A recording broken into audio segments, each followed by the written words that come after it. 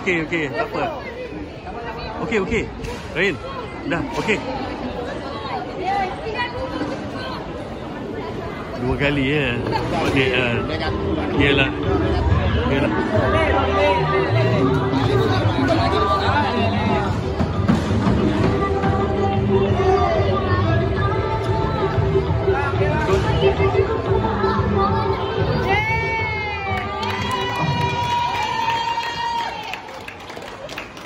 Panen diberikan kepada dua-dua fighter kita, Haji Ryan dan Adam Haikal.